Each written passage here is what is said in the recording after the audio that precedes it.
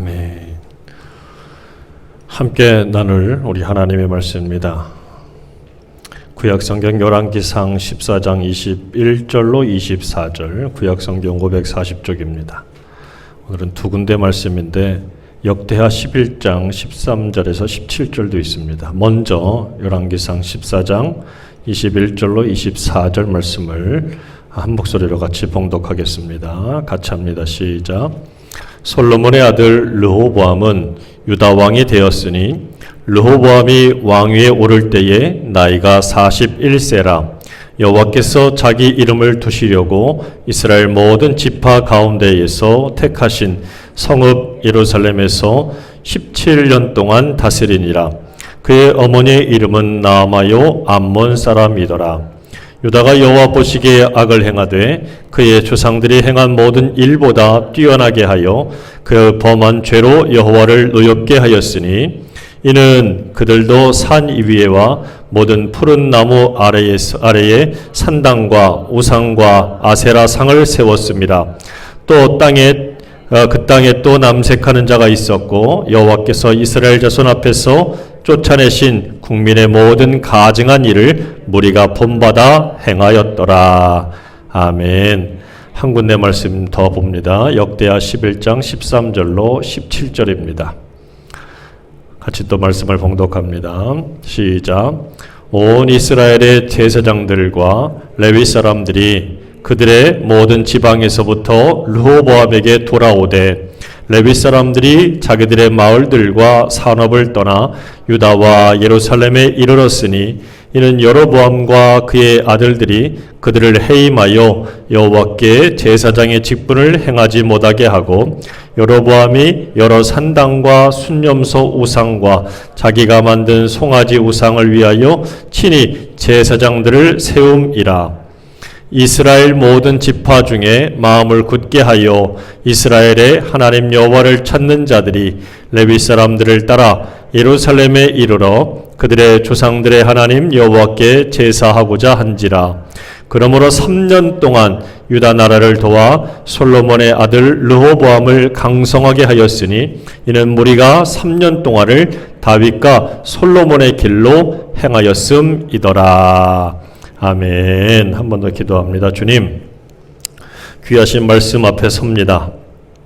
하나님의 귀한 생명의 말씀을 통하여 오늘도 들을 때에 그 들음이 믿음이 되게 하시고 그 믿음이 그의 삶이 되게 하여 주옵소서. 그의 하나님께 영광이 되는 우리가 되게 하여 주옵소서. 주관하시고 다스리시고 듣는 귀마다 복이 있도록 은혜 베풀어 주옵소서. 예수님의 이름으로 기도드립니다. 아멘. 할렐루야. 같이 합니다. 여호와 보시기에. 오늘 함께 나눌 말씀의 제목이에요. 이 말씀을 하기 앞서서 제가 몇 년 전에 겪었던 일에 대해서 잠시 소개를 하겠습니다. 몇 년 전에 대학에 가서 제가 강의를 할 때 시간이 좀 남았어요. 시간이 좀 남길래 그 시간에 도서관에 가서 신문도 보고 책도 보려고 도서관에 들어갔습니다. 들어가서 한참 이렇게 하다가 제가 가지고 있는 자료 중에 여기 이제 USB라는 건데 여기에 많은 것들을 저장할 수가 있어요. 저거를 꼽고서는 제가 자료도 보고 하다가 저기에 차 열쇠가 같이 꽂혀 있었는데 그만 깜빡하고 빨리 나온다고 이걸 두고 나온 거예요. 그러다가 아차 싶어서 빨리 돌아갔죠. 얼른 돌아갔어요. 근데 없더라고요. 너무 황당하고 당황스럽고 속상하고 그래서 직원에게 가서 제가 조금 전에 여기다가 이걸 놓고 갔는데 다시 돌아와서 보니까 없더라. 그랬더니 직원이 참 친절하게 가르쳐 줍니다. 제가 CCTV로 확인해 볼게요. 도서관에 있는 그 CCTV가 있어요. 그래 이걸 가지고 봤더니 이 근처를 서성거리는 사람들이 꽤 있더라고.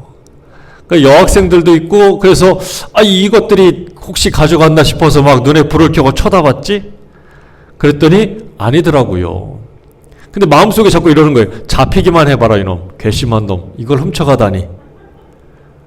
그런데 동시에 또 이런 생각이 금방 뒤따라와요. 잘못은 지가 해놓고 누가 누구를 혼낸다는 거야. 이런 마음도 막 찾아오더라고요. 어쨌든 참 헷갈렸어요. 그런데 조금 더 시간이 지나니까 파란색 야구 모자를 쓴 학생이 거기 보이는 거예요.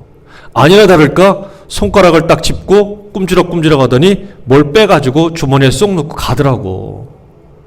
이 학생이네요. 직원이 가르쳐줘요. 직원이 가르쳐주고 나서 봤더니 이 학생이 이제 갔는데 이 도서관에 들어올 때에 이미 누가 들어오고 나갔는지 이게 출입한 게 찍혀요.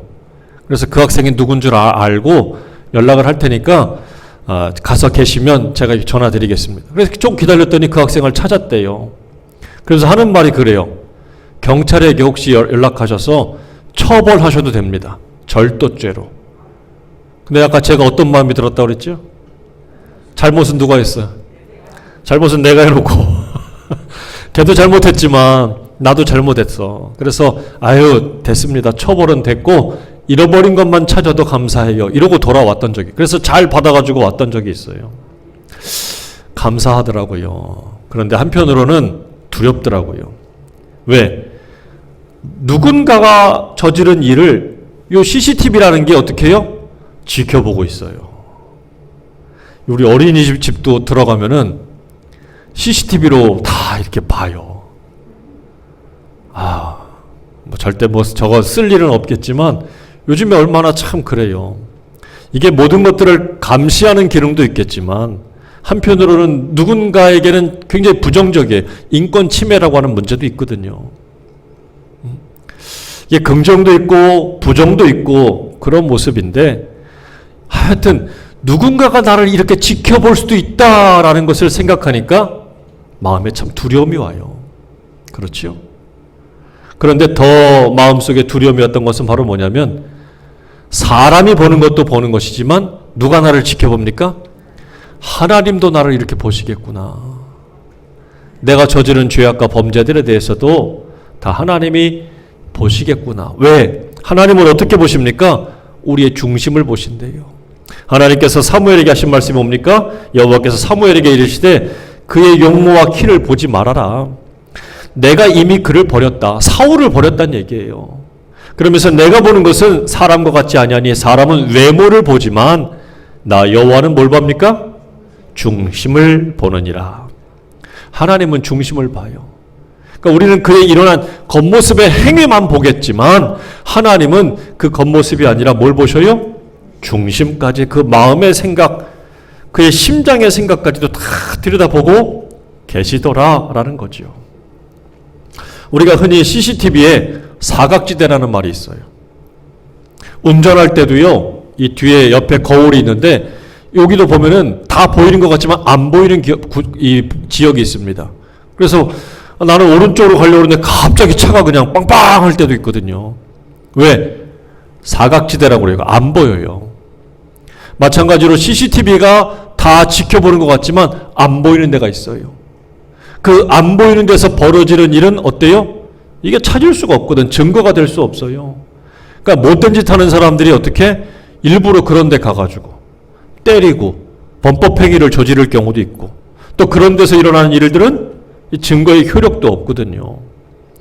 여러분, 그러나 사람의 이런 CCTV를 통해서 사람의 눈은 피할 수 있을지 모르지만 성경은 뭐라고요? 하나님의 눈은 피할 수 없다는 거예요. 여러분, 이 시대 정말 우리가 신경 쓰고 살아야 될 것이 바로 이 점이에요. 하나님의 눈은 피할 수가 없다라는 거예요. 그러면서 오늘 본문의 말씀을 좀 살펴보면요. 먼저 솔로몬 왕이 죽고 나서 이스라엘의 12지파가 있는데 이 지파가 뚝 잘려져 나가서 북쪽으로 10개 지파가 올라가서 자리를 잡게 되었고, 남쪽으로는 이제 유다 지파하고 베냐민 지파, 이 두 개의 지파만이 예루살렘을 중심으로 남게 되었습니다. 이걸 이제 남유다라고 그러고, 북쪽을 가리켜서 10개 지파를 북이스라엘이라고 불러요. 그래서 남유다의 왕은 솔로몬의 아들이었던 르호보암이 왕이 되었고, 북쪽으로 올라간 것은 이것에 대항해서 이제 세력을 키워서 올라갔던 여로보암, 이름이 비슷하지요? 헷갈려요.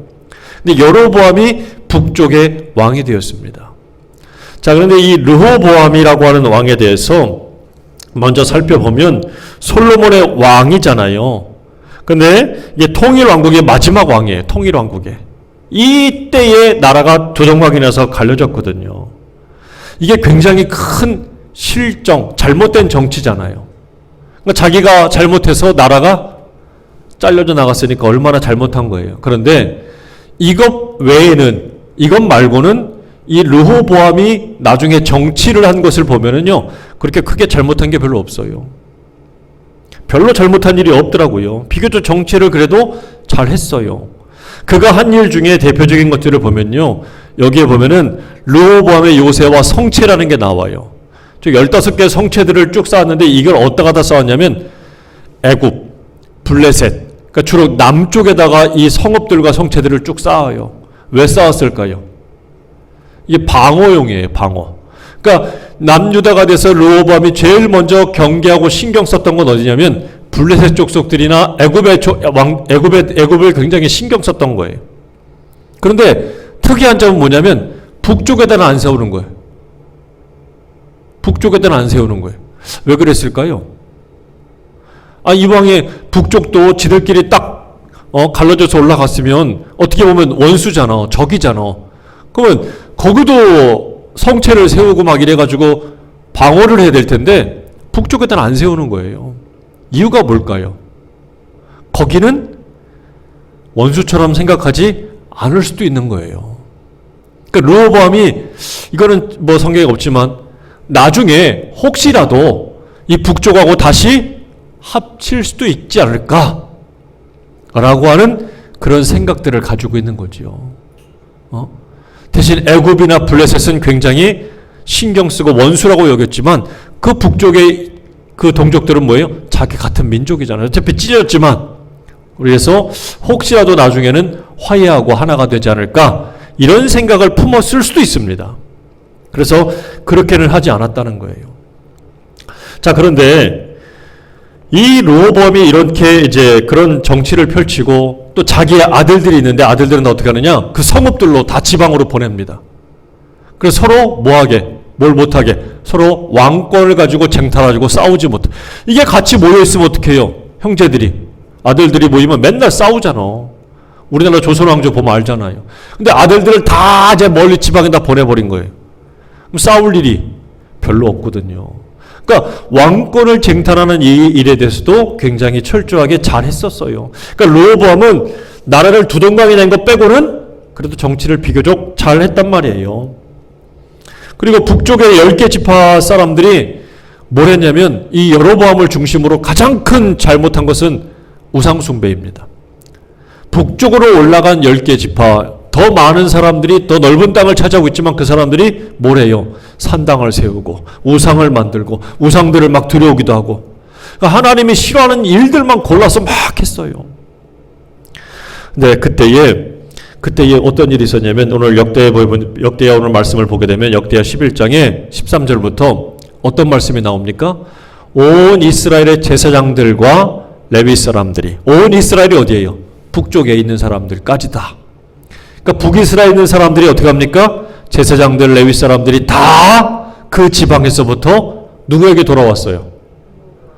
르호보암이 못됐으면 왔겠어요? 못된 왕이었으면 왔겠습니까? 안 왔어요. 그 르호보암이 자기가 보기엔 그래도 괜찮은 왕이었던 것 같아요. 여기 막 북이스라엘이 우상 숭배하고 막 이러는데 그걸 피해가지고 어떡합니까? 내려오는 거예요. 옛날에 우리나라도 어떻게 해요? 6.25 때 북쪽에 계신 목사님들이 다 전쟁 나니까 어떡합니까? 남쪽으로 내려왔던 적이 있거든요. 물론 거기에 대한 평가는 엇갈리기도 하지만 내려왔던 것처럼 여기에도 보니까 내려왔던 제사장들, 레위 사람들이 있었던 겁니다. 자, 그 사람들이 다 어떻게 해요? 14절에 보면 레위 사람들이 자기들의 마을들과 산업을 떠나 유다와 예루살렘에 이르렀으니 이는 여로보암과 그의 아들들이 그들을 해임하고, 제사장직에서도 다 잘린 거예요. 파면당했어요. 여호와께 제사장의 직분을 행하지 못하게 막아놨던 거예요. 그러니까 어떻게 다 내려왔던 거예요. 그래서 여로보암이 여러 산당과 순 염소 우상과 자기가 만든 송아지 우상을 위하여 친히 제사장들을 세웠다. 누가 제사장? 기존에 있는 제사장들은 다 잘라버리고 지가 원하는 사람들로 새롭게 꾸몄다는 얘기예요. 이 얼마나 하나님께 못된 짓입니까? 자, 여기까지 보면 나라가 분열되기는 했지만 그래도 사람들의 눈이나 역사적인 평가로 보면 르호보암은 어떻습니까? 이 정도면 훌륭하지, 이 정도면 괜찮다라고 평가할 수 있다는 거잖아요. 그렇지요? 역대기에서도 분명히 그렇게 말해요. 3년 동안 아주 나라가 평안하고 좋았다라고 평가하고 있어요. 자, 그런데 오늘 열왕기상 말씀을 보게 되면 열왕기상 14장의 22절에 뭐라고 나옵니까? 유다가 여호와 보시기에 뭐라고요? 악을 행하되. 제가 좀 전에 사람의 눈으로 사람의 역사적인 평가로 볼 때는 이 정도면 그래도 괜찮지. 실수 안 하는 사람이 어디 있어? 이 정도면 그래도 괜찮지라고 평가할 수 있었을 텐데 성경은 뭐라고요? 하나님은 여호와 보시기에 악을 행하되 그의 조상들이 행한 모든 일보다 뛰어나게 하여 뭘? 악을 그 범한 죄로 여호와를 노엽게 하였다. 이게 성경이 내리는 평가예요. 하나님이 그렇게 보셨다는 거죠. 다시 말하면 뭡니까? 하나님의 눈은 피할 수 없다라는 거예요. 없다라는 거예요. 사람의 눈은 피해서 사람이 보는 일들은 다 이렇게 좋게 볼 수도 있고 오해해서 볼 수도 있고 뭐 긍정과 부정 다 엇갈리기도 하겠지만 사람의 눈은 어쨌든 간에 피할 수 있어요. 하지만 피했다고 끝나는 게 아니라 하나님의 눈은 절대로 피할 수가 없다는 거예요. 사람의 눈으로 보게 되면 북쪽에 있는 여로보암이 훨씬 더 나쁘지. 에? 하지만 하나님의 눈으로 보면 그 북쪽의 왕이나 남쪽의 왕이나 르호보암이나 여로보암이나 다 뭐라고? 그놈이? 그놈이요. 다 똑같아. 그렇다는 거예요. 소도둑이 나빠요? 닭도둑이 나빠요? 닭도둑이 나빠요? 소도둑이 나빠요? 누가 나빠요? 그래도 소도둑이 더 나쁘잖아. 어휴, 소값이 얼만데. 예? 우리가 볼 때는 작은 질에는 별로 그렇게 크게 그 가격, 그 가치를 매기질 않아요. 그럴 수도 있겠다. 하지만 하나님은 아니라는 거죠. 다 똑같아. 소도둑도 도둑놈이고 닭도둑도 도둑놈이에요. 여러분, 이게 율법적인 기준이에요. 그래서 율법의 기준으로 보게 되면 하나님 앞에 살아남을 수 있는 사람은 아무도 없어요. 모두가 다 죄인이에요. 율법의 눈으로 보게 되면 다 죄인이에요. 그래서 다 망할 수밖에 없어요. 우리는 하나님의 은혜가 아니라 율법으로만 살면 아무도 하나님 앞에 의롭다라고 인정받을 사람이 하나도 없어요. 그런데 우리가 살 수 있는 이유는 뭡니까? 그럼에도 그분께서 우리를 의롭다라고 해주셨고 하나님의 자녀 삼아주셨어요. 이게 은혜예요, 은혜. 그래서 우리는 은혜로 사는 사람이에요, 은혜로. 그래서 이것을 어떻게 받았어요? 거저 받았지. 거저 받았으니까 어떡하라고요? 거저 주라는 거예요. 할렐루야. 여러분, 하나님의 은혜로 사는 것을 항상 잊지 않기를 간절히 바랍니다. 자, 이렇게 인간적인 눈으로 볼 때 그래도 르호보암이 잘한 것 같지. 역사적인 평가에서 보면 그래도 훌륭한 것 같지. 하지만 그것은 사람의 눈일 뿐 하나님의 평가, 하나님의 눈은 피할 수가 없어요. 남색하게 하고 역시 저도 우상 숭배하는 것들 방치하게 하고 산당들을 세워서 지 마음대로 하게 했단 말이에요. 그 결과 어떻게 되느냐? 3년 동안은 평안했는지 모르지만 5년째가 됐을 때 애굽의 시사게라고 하는 왕이 쳐들어옵니다. 성체고 뭐고 간에 다 빼앗기고 특별히 예루살렘 성전에 있는 각종 보물들을 싹 다 가져가 버려요. 예루살렘 성전에 있는 보물이라는 게 뭡니까? 누구 때부터 있던 거요? 그의 할아버지 다윗 때부터 있던 거요. 하나님이 기뻐하셔서 그 성읍 안에다가 둔 거란 말이에요. 그것들을 가지고 뭘 줬습니까? 그의 아들 솔로몬이 성전을 건축했거든. 하나님이 기뻐하셔서 하나님이 주신 복을 그 성전 안에 쌓아놨던 건데 누가 잊어버린 거예요 이제? 누구 때 뺏겨요? 그의 손자 때, 그의 아들 때 와가지고 다 뺏기더라. 뺏기더라. 애굽의 왕 시삭이 쳐들어오니까 다 뺏겼어요. 이 얼마나 참 어리석습니까? 여러분, 믿음이라는 게 그런 것 같아요. 믿음을 갖는 것이 얼마나 귀하고 좋은 일입니까? 얼마나 복된 일이에요. 하지만 그 가진 믿음을 어떻게 됩니까? 지키는 것도 더 중요한 일이에요. 르호보암은 그의 조부가 가졌던 믿음, 그거 지켰어요? 못 지켰어. 믿음은 가졌지. 하지만 그 믿음을 끝내 지키지 못했어요. 하나님의 눈을 피하고 세상 사람들의 눈을 피하고 적당하게 살다가 결국 그 믿음을 놓치고 말았고 결과 다 잃어버리고 빼앗기더라라는 거예요. 여러분, 하나님이 기뻐하는 믿음의 인생들이 되시기를 주의 이름으로 축원합니다. 끝까지 그 믿음을 잘 지키시기를 간절히 바랍니다. 그래서 오늘 말씀 22절에 보게 되면은 유다가 여호와 보시기에 악을 행하되 하나님이 보시더라는 거예요. 하나님이 나를 보신다. 이 말은 굉장히 부담스러울 수 있어요. 아우, 하나님이 나를 보신대 막 어떡해. 하지만 이것은 거룩한 부담이요. 하나님을 의식하고 사는 것이기에 거룩한 부담, 이 부담감은 우리가 가지고 살아야 돼. 이게 없으니까 오늘날 많은 사람들이 믿음을 가지고 있으면서도 믿음대로 살지 않고 자기 마음대로 사는 이유가 여기에 있는 거예요. 이 거룩한 부담들을 가져야 돼. 하나님이 나를 지켜본다. 할렐루야. 여러분, 사람의 눈이라는 것은 아까도 이야기했지만 정확하지가 않아요. 얼마 전에 이런 사건이 하나 있었어요. 지난주에 택배기사 동물학대 사건이라는 게 인터넷에 떠들썩했었어요. 뭐냐면 택배기사가 택배를 배달하러 간 사이에 요 조그만 강아지 하나, 요 녀석인데, 하얀 요 녀석인데 그 짐칸에다가 이 아이를, 이 동물 강아지를 방치해 놓고 이 택배기사가 물건을 배달했다라는 거예요. 그래, 이게 갑자기 누가 사진을 찍어서 떡하니 올려놨는데 무슨 사건이 됐느냐? 동물을 학대했다고. 강아지 학대했다고. 요즘 우리나라에서 동물 학대하면 이 처벌이 굉장히 크잖아요. 이런 사건으로 떠들썩한 거예요. 그러니까 졸지에 이 택배기사는 뭐가 된 겁니까? 동물 학대범이 된 거예요. 그때부터 사람들이 얼마나 비난하는지 몰라요. 막 댓글에 막 비난하는 얘기들이 계속 달렸거든요. 그런데 택배기사가 다음날인가 이게 자기가 이제 왜 그랬는지를 써놓은 거예요. 알고 봤더니 한 10년 전에 이 강아지를 길거리에서 주운 거예요. 다리가 부러져가지고 오들오들 떨고 있는 강아지였는데 너무 불쌍해서, 그러니까 동물을 별로 좋아하지도 않았는데 이 강아지를 데려와서 이제 자기가 불쌍하니까 치료해주고 밥도 먹여주고 재워준 거예요. 근데 하루하루 이 강아지가 조금씩 나아지는데 문제는 바로 뭐였냐면 이 택배기사, 이 주인이 없으면 얘가 먹지도 잘 못하고 잠도 잘 못 자고 놀지도 잘 못하더래요. 그래, 어떡합니까? 늘상 데리고 다녀야 되는 거예요. 그러니까 이 강아지를 너무 사랑해서 아끼는 마음으로 그냥 강아지가 자기가 없으면 잘 못 먹고 못 자니까 그래서 같이 데리고 다니면서 어쩔 수 없이 거기다 둔 거다. 보시는 분들이 불편했으면 죄송합니다. 곧 개선책을 찾겠습니다. 이러고서는 이제 사연을 올려놓은 거예요. 그랬더니 그때부터 어떻게 됐을까요? 전날까지도 비난하는 사람들이 이게 바뀌어갖고 이 택배기사를 막 응원하더라고요. 사랑이 넘친다는 둥, 훌륭하다는 둥. 하루 사이에 이게 바뀌더라고요.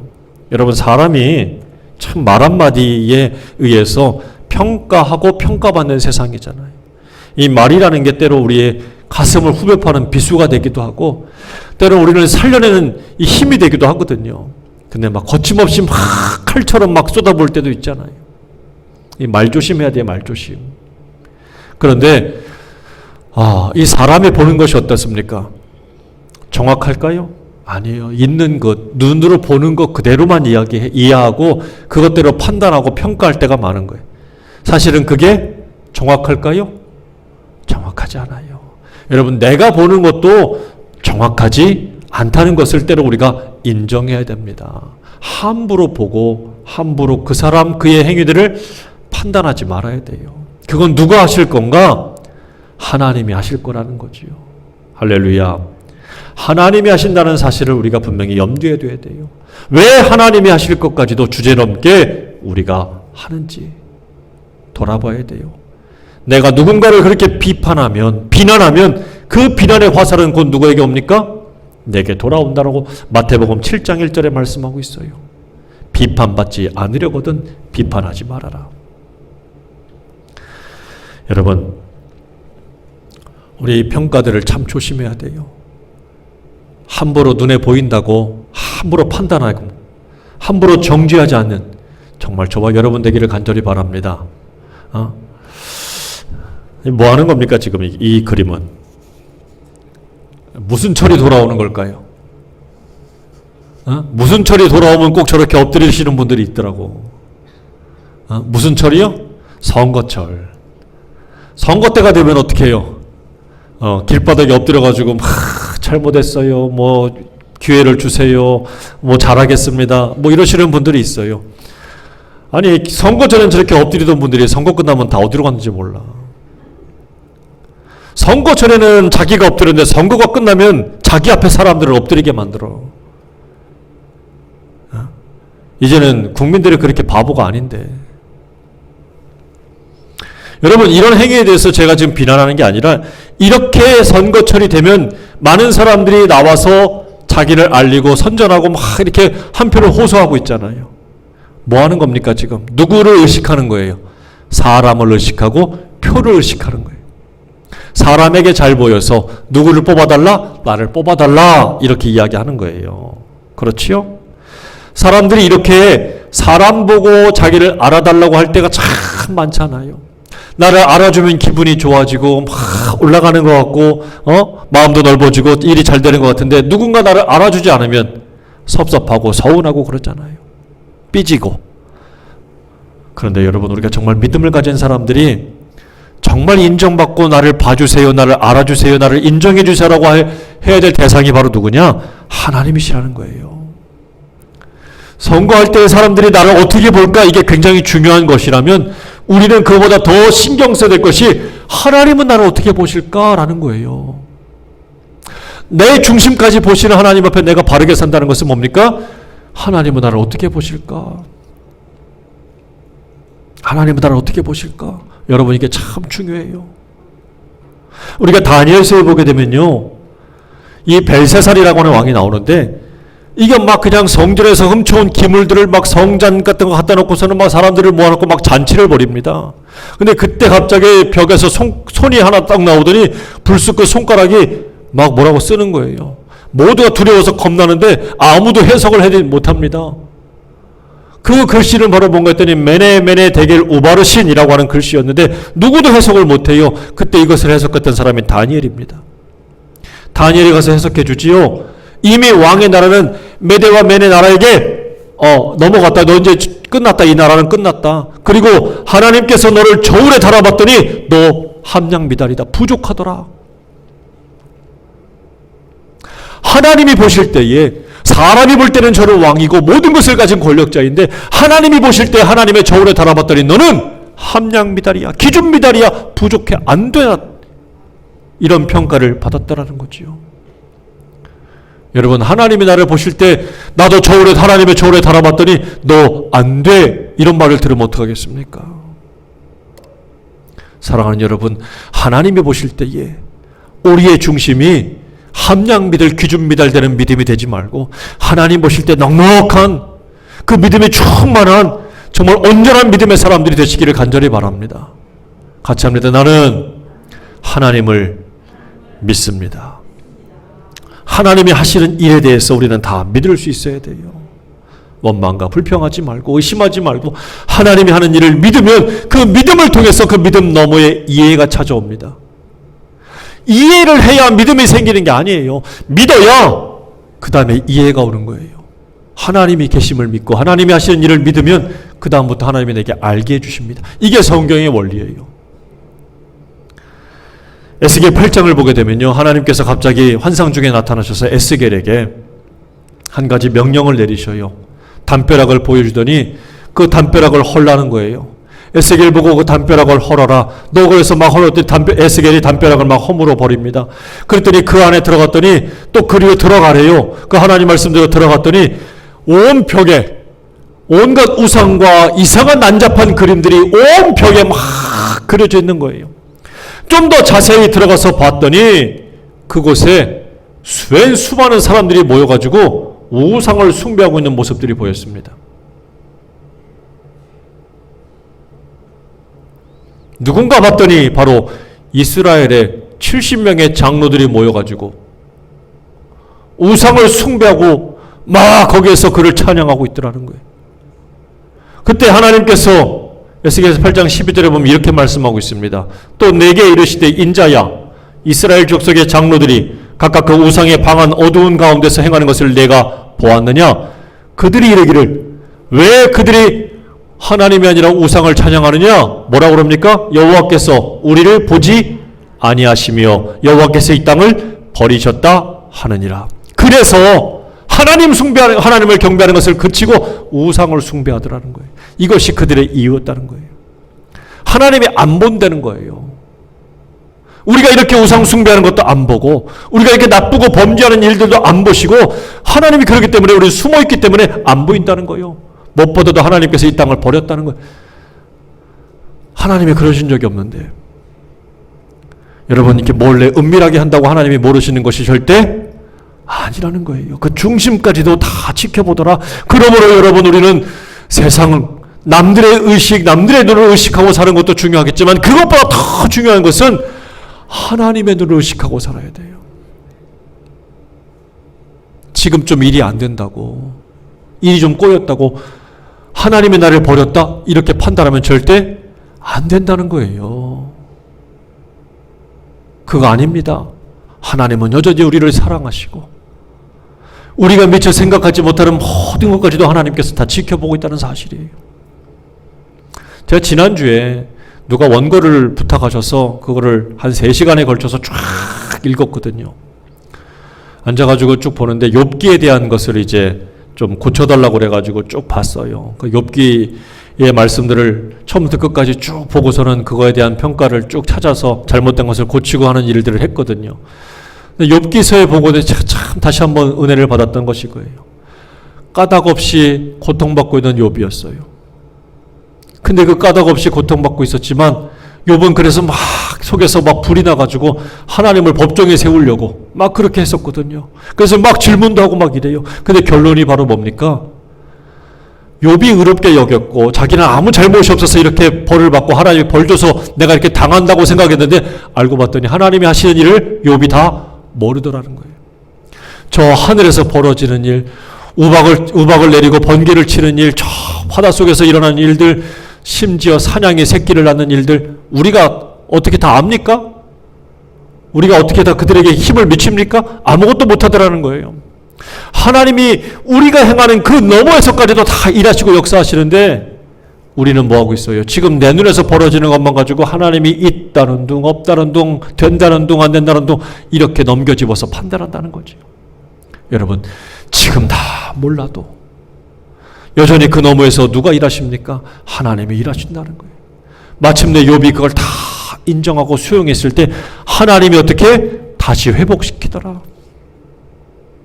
그게 욥기의 주제였어요. 지금은 이 벌어지는 일들을 우리가 다 어떻게 이해합니까? 지금 이 코로나로 이 고통받고 있는 이 상황을 어떻게 다 알겠어요? 하지만 이것조차도 이 너머에서 하나님이 일하고 계심을 굳게 믿을 때에 반드시 하나님께서 그 믿음의 사람들에게 그들을 통해서 회복시켜 주실 줄로 믿으시기를 간절히 바랍니다. 마지막으로 그러면 하나님은 우리의 무엇을 보길 원할까? 하나님 우리 중심을 본다고 그랬는데 하나님이 보고 싶으니까 그렇게 보시겠다는 거 아니에요. 죄악을 보고 싶어서 너 이놈 잘못했지? 이거 보고 싶어서 하나님이 중심 본다는 얘기일까요? 아니 보고 싶은 게 있으니까 보시겠다는 뭘 보고 싶은 거예요? 하나님 우리의 중심, 우리의 안을 뭘 보고 싶은 걸까요? 다른 게 아니에요. 이 말씀처럼 내 계명은 내가 너희를 뭐한 것처럼 사랑한 것 같이 너희도 이거 보고 싶은 거예요. 하나님이 우리의 뭘 보고 싶을까요? 사랑하는 거, 용서하는 거, 나눠주는 거, 베푸는 거, 섬기는 거. 하나님이 뭘 보고 싶으실까요? 하나님의 말씀과 뜻대로 살아가는 거. 이거를 보고 싶은 거지요. 하나님이 무슨 검사처럼 너 잘못했지, 너 그때 이 말했지, 너 요거 잘못했, 요거 핀셋처럼 콕콕 집어가지고 막 지적하시려고 그걸 보시고 싶으시겠어요? 아니요. 하나님은 우리의 사랑하는 모습, 말씀을 지켜내는 모습, 우리의 믿음을 가지고 있는 모습들을 그 섬기고 나누고 함께하는 모습들을 보고 싶은 거예요. 여러분, 하나님이 내 안에서도 그걸 보고 싶다는 사실을 기억하시고 이 모습을 보이며 살아갈 수 있는 저와 여러분 되길 바랍니다. 어렵고 힘들지만 더 사랑하십시오. 더 용서하십시오. 더 베풀고 섬기고 나누십시오. 그럴 때 하나님께서 보고 기뻐하실 줄로 믿습니다. 하나님 앞에 믿음으로 살아가는 저와 여러분이 되기를 주의 이름으로 축원합니다. 기도하겠습니다. 아버지 하나님, 하나님이 나를 바라보신다는 사실에 부담도 되고 두려움도 있지만 하나님이 우리를 바라보신다는 것은 우리의 완벽함을 보시려고 하는 것이 아니라 우리가 연약하고 부족한 것을 누구보다도 잘 아시는 주께서 그럼에도 우리가 사랑하고 섬기고 나누고 함께하는 모습을 보고 싶어서 하나님을 향한 우리의 믿음을 보고 싶으셔서 우리의 중심까지도 바라보시는 줄로 믿습니다. 그러므로 이 시대에 이 험악하고 낯설고 두려움 가득한 이 시대에도 하나님 우리가 세상에 밀려서 세상처럼 살아가지 않게 하시고 그럼에도 더 섬기고 더 사랑하고 더 용서하고 더 베풀고 섬기고 나눌 수 있는 믿음으로 살아내게 도와주시옵소서. 오늘도 주께서 우리를 바라보십니다. 그러므로 사람이 나를 어떻게 보는지보다 하나님이 나를 어떻게 보시는지를 더 생각하고 의식하고 살아갈 수 있는 하나님 앞에 온전히 살아가는 믿음의 자녀들이 되게 하여 주시옵소서. 온전히 주님이 기뻐하는 그 길로 걷게 하시고 주님이 원치 않고 주님이 싫어하는 그 길은 내가 끊게 하여 주옵소서. 예수님의 이름으로 기도드립니다. 아멘.